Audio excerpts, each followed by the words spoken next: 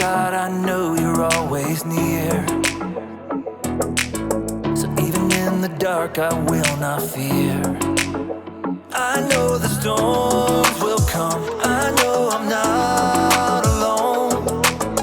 You are my strength, so I will say, you make me brave, you give me courage.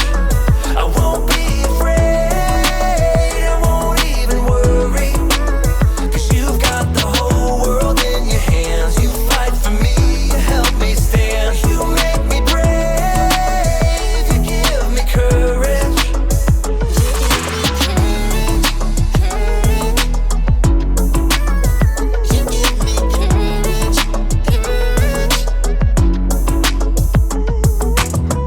Oh God, you always bring me peace. You are a fortress around me. Even when my heart breaks, even when there is pain, you will be my strength, so I will say, you make me brave, you give me courage. I won't be afraid, I won't even worry, 'cause you've got the whole world in your hands. You fight for me, you help me stand. You make me brave, you give me courage.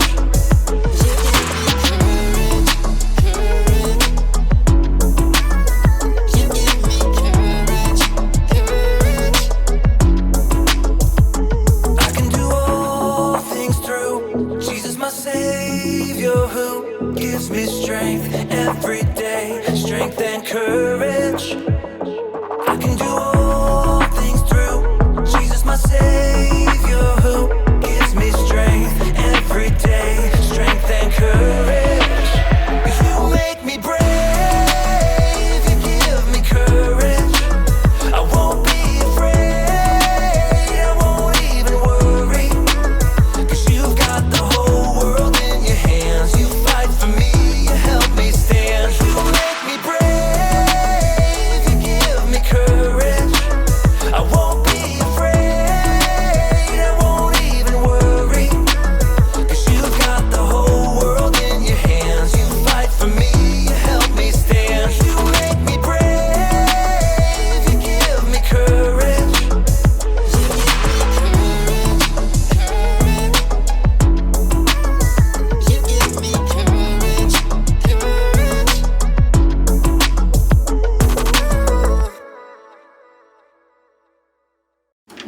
Welcome to Story Lab. This week, we're talking about courage, while we take a look at the story of a girl who stood up for an entire nation. Oh, and we're also going here.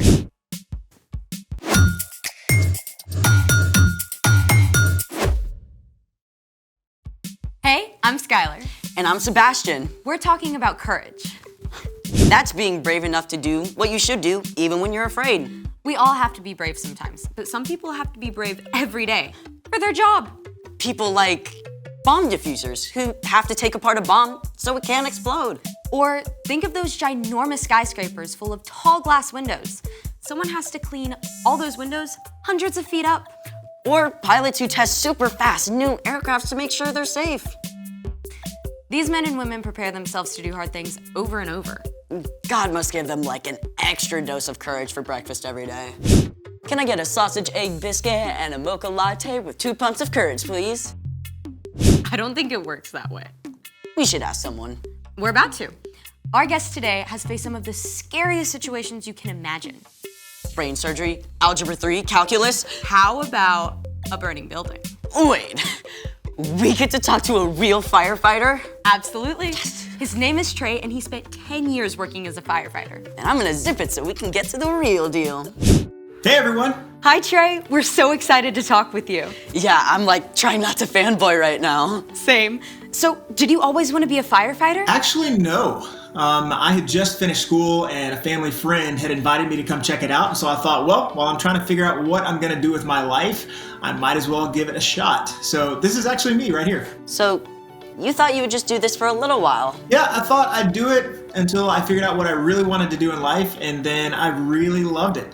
I loved that it gave me purpose, and I learned that I could do hard things. What was your job like? Well, basically, you train to respond to a lot of different emergencies. Obviously there were fires, but we responded to medical calls, we responded to cats inside trees, really a lot of different things that we would have to respond to at any given time. Were you scared the first time you got called to a fire? Yeah. Anybody who would tell you they're not is probably lying to you, but we don't do anything in the fire department without learning how to control your emotions first. Wait, so you trained to be brave? Yeah, you could say that. We did lots of physical training to make sure we stayed strong, but we also did lots of drills. Drills on top of drills on top of drills to make sure that we were ready for anything we might face. Okay, so you get a call. What happens? Well, you really only get a little bit of information to start. So what do you do? So you jump on the truck and you start on your way, and you're constantly getting more information as you go. And then when you get on scene, you're constantly getting more information and you're seeing what's happening in front of you. You really have to learn how to be flexible because things are constantly changing. As a matter of fact, a lot of people don't know this. Fire doubles in size every 30 seconds. Wait, say that again? Fire doubles in size every 30 seconds. That's wild. So you're there now. What do you do?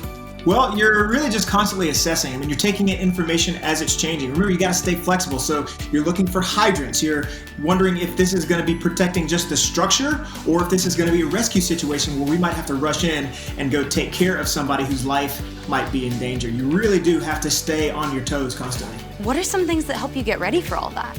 Well, one tool is learning how to calm yourself down. Like, you can just do that? Absolutely. I learned how to keep myself calm by controlling my breathing so that you can keep yourself focused and keep your mind clear. Even in a burning building? Especially inside a burning building. What's the scariest situation you faced on the job? Wow, that's a great question. I had lots of scary moments, but I think one that comes to mind is my crew and I arrived on the scene to a smaller house that had a lot of heavy fire and smoke showing from the right side of the house. And so in order to put out a fire, you have to get to the seat of the fire, which is where the fire originated. And when we went inside, we went up the stairs. There was one crew ahead of us, and we had a really hard time getting to the seat of the fire because it continued to be hotter and hotter and hotter. It was one of the hottest fires I've ever been in my life.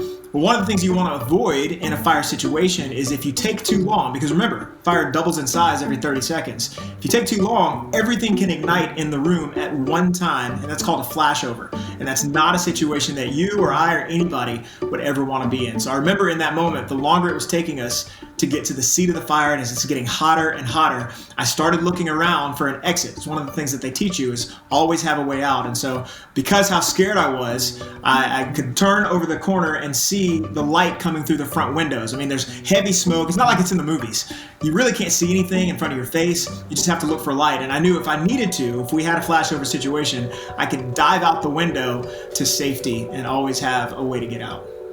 Wow, Trey, that is incredible. Thank you, Trey. It's been amazing. Absolutely. Thank you guys for having me. Wow, Trey had to dive into some pretty scary situations. Speaking of scary things, wait until you hear The story before the story. Today, we're in book 17 of the Old Testament, Esther. God made a plan to bless the whole world through Abraham's family, the Israelites. But over and over, God's people would run to God and then pull away, back and forth, just like a yo-yo. At last, God allowed the Israelites to be captured by foreign nations so they would understand they can only be happy close to God. Even in captivity, though, some of these men and women still loved and honored God, like a girl named Esther and her cousin Mordecai, which is where our epic story begins. Take it away! Years before, the Jewish people had been captured and taken from Jerusalem to Babylon. But then, Babylon was conquered and became part of the Persian Empire, with Susa as its capital. So, Esther grew up in a land that was not her own, and when her parents died, her cousin Mordecai raised her as his own daughter. Love the Lord your God with all your heart and with all your soul. Love him with all your strength. Love the Lord your God with all your heart. One day, a new king named Xerxes came to power in Persia, and this guy was a character. He threw a crazy wild party and then fired his own queen for refusing to show up. Not the kind of guy you want running your country. Anyhow, when he finally calmed down, he realized he didn't have a queen anymore, so he decided to look for a new one. After a long search through the entire kingdom, Xerxes chose Esther. Cousin Mordecai, what do I do? Don't tell anyone you're from a Jewish family. We've already seen that Xerxes didn't bother to think much before making decisions, so he chose on a whim to promote an official named Haman to take charge of all the other nobles in the kingdom. Haman had a ginormous ego, and he loved making all the other officials outside the palace bow low to him. But Mordecai refused to bow down to Haman, and this made Haman so mad he about went through the roof! Haman was such a terrible guy that he decided not only to punish Mordecai, but every single Jew in the country. He went to King Xerxes with a terrible plan. Your Majesty, these Jews live differently than everyone else. They don't obey your laws. Who do they think they are? I know, right? Give the order to destroy them. Consider it done. I can't even. Xerxes actually sent a letter all over the kingdom declaring that on the 13th day of the 12th month, all Jews were to be killed. When Mordecai and the other Jews discovered this horrible news, they dressed in rough cloth and wept bitterly. Mordecai sent a message to Esther in the palace, telling her what Haman had done. You must ask the king to save our people. Esther was devastated. She sent a response to her cousin. Tell him, no one can come before the king unless he sends for them. If I do it, I'll die, unless he reaches out his gold scepter to me. Mordecai sent his answer right back. You may not escape, even though you are queen. Who knows? It's possible. You became queen for a time just like this. Esther knew Mordecai was right. She sent him one more message. Tell Mordecai, gather all the Jews. Don't eat anything for 3 days. I and my servants will fast too. Then I'll go to the king. Esther faced a terrible dilemma, but she took 3 days to prepare her heart and her mind. Then she went to face the king. It must have taken every ounce of courage Esther had to step through those doors. And then she had to wait what felt like an eternity for the king to even notice her. At last, he looked up. Then he smiled and reached out his golden scepter. What is it, Queen Esther? I'll give you anything up to half my kingdom. Esther must have been shaking with relief. But instead of making her request right away, she asked the king to attend a special banquet along with Haman. The king was flattered and curious. At the banquet, he told her once more, I'll give you anything up to half my kingdom. I'd like you and Haman to come to another feast tomorrow. Then I'll answer your question. What? The king was so intrigued, he agreed to come back again. The next night, he and Haman joined Esther at a second festive meal.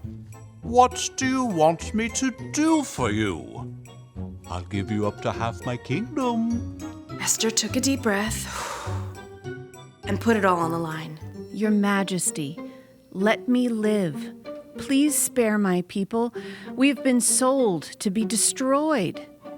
Who is the man who has dared to do such a thing? Haman is the one. Xerxes was so enraged that he had Haman killed. Then the king created a new order that would allow the Jews to be saved. We will celebrate this day with great joy. The end. Wow, King Xerxes was kind of a loose cannon. Exactly. There was no way to predict what he would do, but Esther leaned into God, and she took a big, courageous step, even though she had no idea what would happen. So, what's our part in the story? Well, there might be a mean kid at school, Someone who's always shoving smaller kids around or making fun of people? Yeah, and everyone's afraid to stand up to them. You can ask God for courage to be the one to face the bully and tell them, stop it. That's not okay. It's also important to let a teacher know what's going on. That takes courage too. Exactly. Or maybe you're selling cookies for a fundraiser and you need to ask a neighbor you don't know to buy some. It might feel pretty scary to knock on their door, but you can ask God for courage for that too. It's true. God never asks us to face tough situations on our own. That's one of the reasons God gave us Jesus. When we believe that Jesus is God's Son and choose to follow him, we have the power of God's Holy Spirit living in us. We can be ready for anything that happens. And that is super awesome to remember. So true. All right, I'll see you guys next time. Bye, Erica. So here's the thing. You can do what you should, even when you don't know what will happen. You think I can be a firefighter like Trey? Absolutely. Now, where do we keep the hoses? Thanks for joining us in the Story Lab. See you next time. Turn on the water! Wait, what?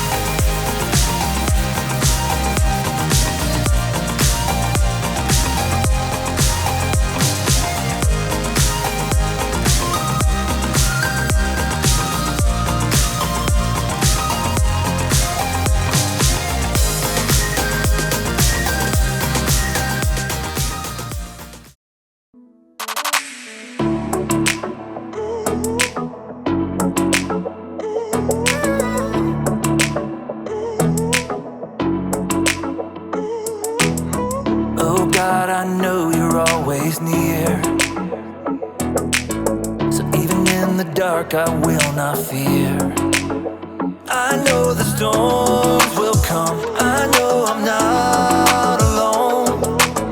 You are my strength, so I will say, you make me brave. You give me courage. I won't be afraid. I won't even worry. You've got the whole world in your hands. You fight for me, you help me stand. You make me brave, you give me courage.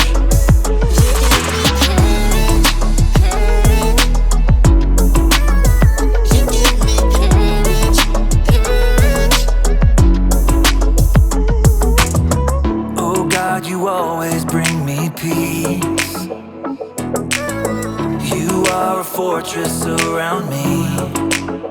Even when my heart breaks, even when there is pain, you will be my strength, so I will say, you make me brave, you give me courage.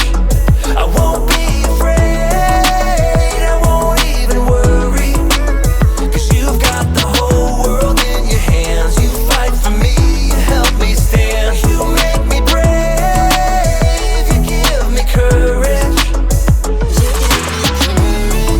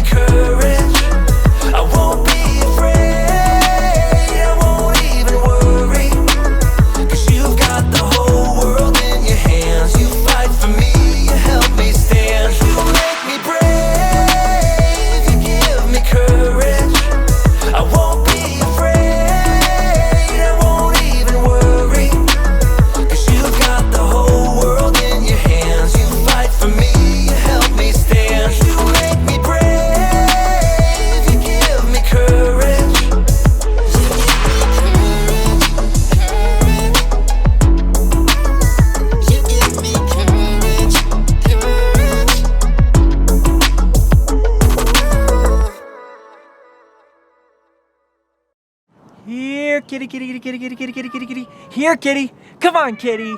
Come on, please. Please come down. Just please come down. My kitty is stuck in a tree. What can I even do? Oh, come on, kitty. I need a hero. I need a hero. Is there a hero out there? I could really use a hero right now. Please, please, someone bring me a hero. John, I need a hero. Sure.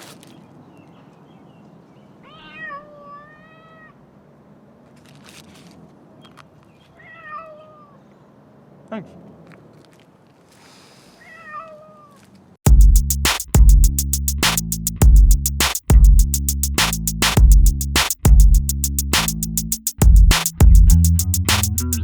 Hey everyone, I'm Steven. And I'm John. And welcome to the So&So Show. Steven, if you were a superhero, what do you think your superpower would be? Oh, that's easy. Oh, yeah? Easy? Easy? This is not an easy question. Oh, Steven. Okay, what would it be?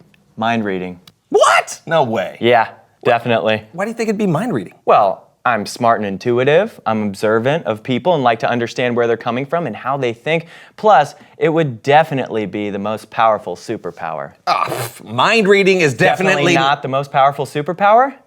I knew you'd think that. How did you do that? Maybe my powers are kicking in. Well, it is definitely not the most powerful superpower. Okay then, what is? Super strength? Did you do that again? Maybe. Okay. Well, this just isn't fair. We have to figure out what my power would be. What do you mean? Well, it's very obvious what your power would be, or might already be, but we have to find out mine. I have no clue what my superpower would be. Okay, there are a lot of options. Super strength. Super speed. Invisibility. Flying. Talking to animals. Knitting at supersonic speed? What? That would come in very handy. When? So cold.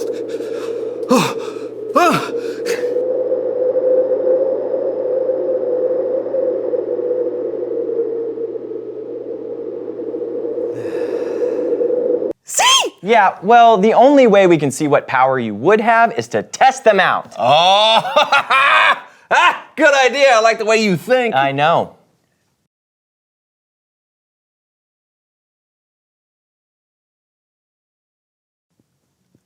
Well, Let's get to it. No. Kids, don't try this at home.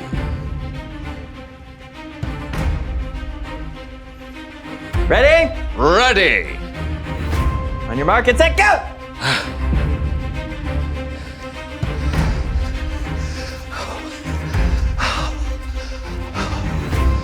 You didn't even... Well, it's not super speed. Ready. No.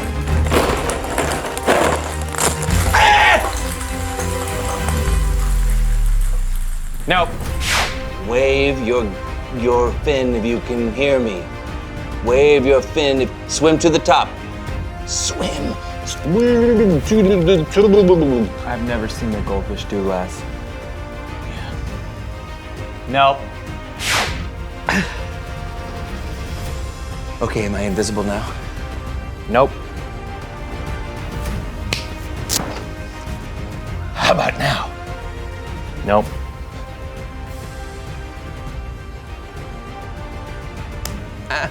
Let's just checking.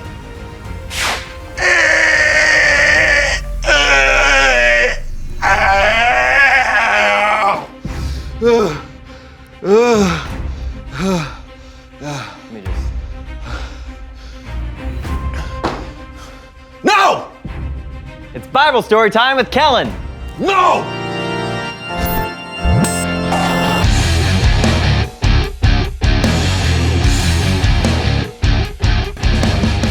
Kellen! Hey, fellas. We've been having a super powerful day so far. You think you got a story to match? Oh, do I think?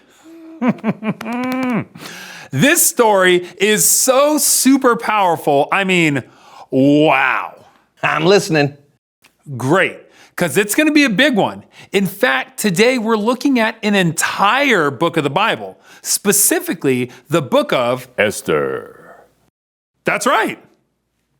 And it looks like I got a little help for today's story.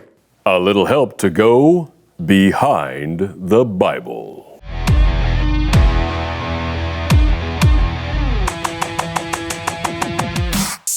Esther was an orphan Jewish girl who was raised by her cousin Mordecai in the kingdom of Persia. You see, the Jewish people had been taken captive by the Babylonians, but later the Babylonians were defeated by the Persians. So that's who was in charge in Esther's day. And the king of Persia was King Xerxes. Yeah, I love being king. You know, it's just the best. I can do whatever I want. Like throw amazing parties. Which I have. Over here. Yeah, just to be clear, that's not the real King Xerxes. All those people lived a long time ago, way before cameras were invented. Kellen? Yes? You're interrupting the Bible story. Can we continue? Oh, sure, of course. Thanks. One party in particular was pretty significant. Life-changing, actually.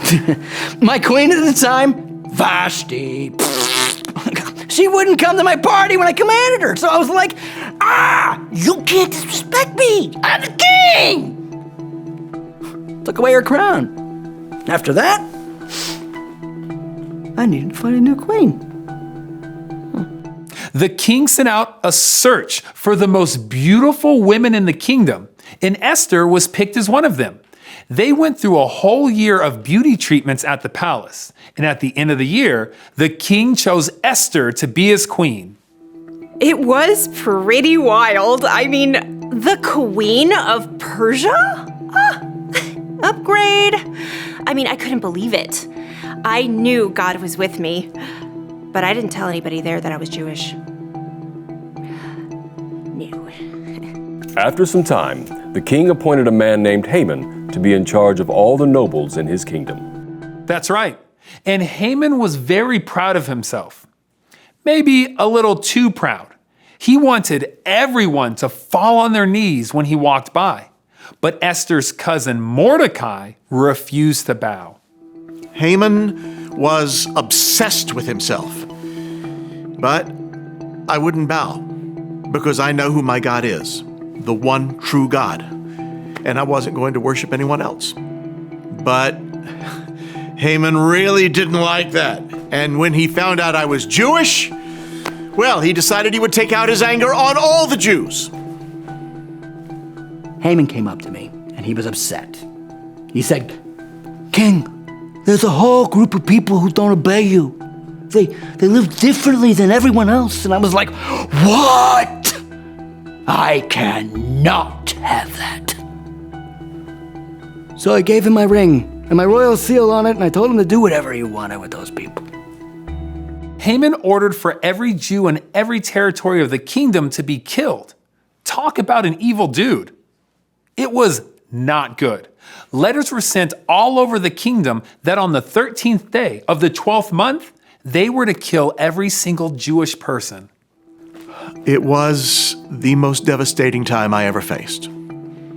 All the other Jews and I tore our clothes and wore rough cloths. We cried for days. I knew I had to talk to Esther. Mordecai wanted me to do something about it, but I felt like there was nothing I could do. No one was allowed to come before the king unless he sent for them.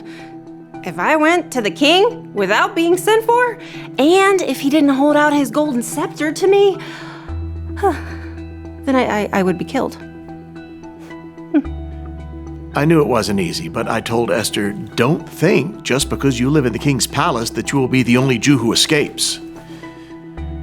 If you don't say anything, then help for the Jews will come from another place. But who knows? It's possible that you became queen for a time just like this. Esther told Mordecai to gather all the Jews in the area and to go 3 days without eating. She and her attendants fasted for 3 days as well. I told Mordecai I would go to the king at the end of the 3 days. Even though it was against the law, I realized it was what I had to do. Mordecai was right. What if I had become queen for this moment? I would risk my life to save my people. And if I died, then I died. That's how I saw it. Esther came into my throne room. It was a bit of a surprise since I hadn't called for her, but I was pleased to see her. So I don't even have the words to describe the relief I felt. I just remember thinking, I'm not getting killed. Okay, I am not getting killed! And then I remembered that I actually needed to start moving my feet and walk to him so I could do what I came there to do.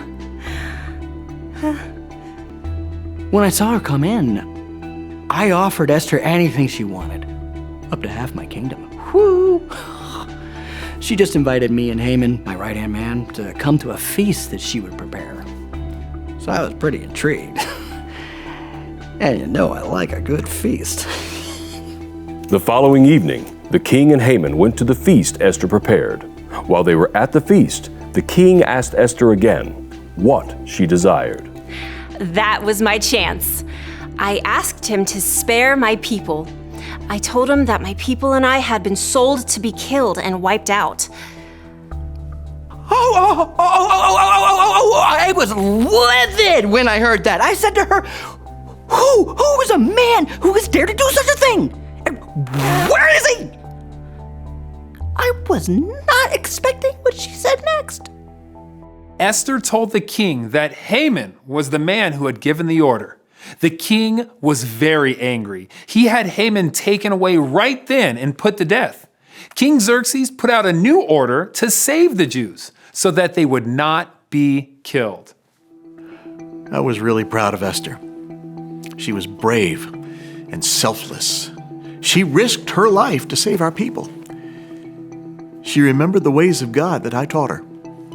To be loving and courageous, that was beautiful. We were all so excited and relieved.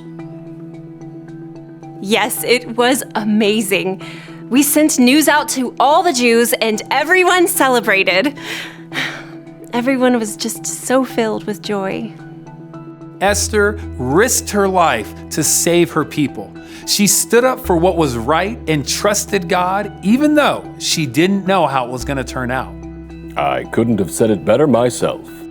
Thanks. But I can say this better. This has been Behind the Bible.